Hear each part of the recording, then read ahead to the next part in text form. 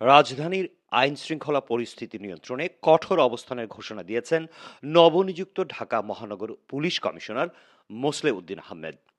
অপরাধী যেই হোক, রাজনৈতিক বা সামাজিক পরিচয় বিবেচনা করা হবে না বলে হুঁশিয়ারি দিয়েছেন তিনি।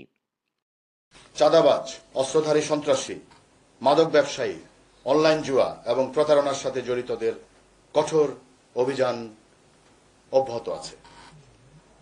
ছিনতাই এবং যে কোনো ধরনের চাঁদাবাজির বিরুদ্ধে আমাদের জিরো টলারেন্স।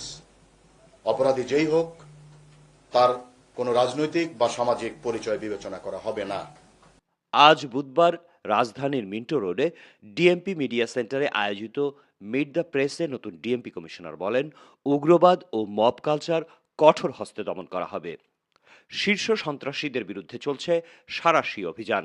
শুধু চলতি মাসেই ডিএমপির অভিযানে আটক হয়েছে 2024 জন অপরাধী। ঢাকা মহানগরীতে প্রায় 3 কোটি মানুষের বসবাস। এই নগরীতে ছিনতাই, মাদক, মাদকের বিস্তার, চাঁদাবাজ, কিশোর গ্যাংয়ের উৎপাত, অনলাইন জুয়া, সাইবার প্রতারণা, হ্যাকিং এর মতো অপরাধসমূহের বিরুদ্ধে গত 1 মে 2026 থেকে ডিএমপি বিশেষ অভিযান শুরু করেছে। Cyber hacking, cyber bullying, online জুয়া, প্রতারণা সহ অনলাইন ভিত্তিক অপরাধসমূহ প্রতিরোধে ডিএমপি নিরলসভাবে কাজ করে যাচ্ছে।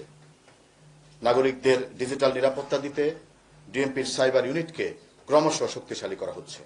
আপনারা জেনে খুশি হবেন, সম্প্রতি ডিএমপির সিটিটিসির অধীনে স্থাপিত ডিজিটাল ফরেনসিক ল্যাব আইসিটি মন্ত্রণালয়ের স্বীকৃতি লাভ করেছে, যা সাইবার সুরক্ষা আইন এবং এর অধীনে যে মামলা সেগুলোর তদন্তের ক্ষেত্রে যুগান্তকারী ভূমিকা রাখবে।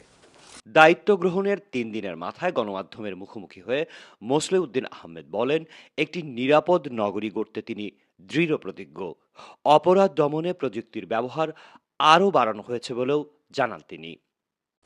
আপনার এলাকায় ছিনতাই, চাঁদাবাজ, কিশোর গ্যাং, যে কোনো অপরাধের তথ্য থাকলে অবিলম্বে পুলিশকে জানান। প্রয়োজনে জাতীয় জরুরি সেবা 999 কল করুন এবং সাথে সাথে পুলিশ ব্যবস্থা নেবে।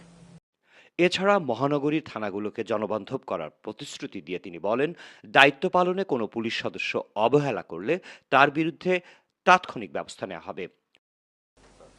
আসন্ন ঈদুল আজহায় পশুর হাটে কেনাবেচা থেকে শুরু করে ফাঁকা ঢাকার নিরাপত্তা রক্ষায় আপনারা সচেতন থাকবেন এবং ট্রাফিক আইন মেনে আমাদের আধুনিকায়নের এই যাত্রাকে সফল করতে সহযোগিতা করবেন। আইন শৃঙ্খলা পরিস্থিতি উন্নয়নে ডিএমপির এই কঠোর অবস্থান কতটা কার্যকর হয়, এখন সেটি দেখার অপেক্ষা। নগর ভয়েস, নিউজ ডেস্ক।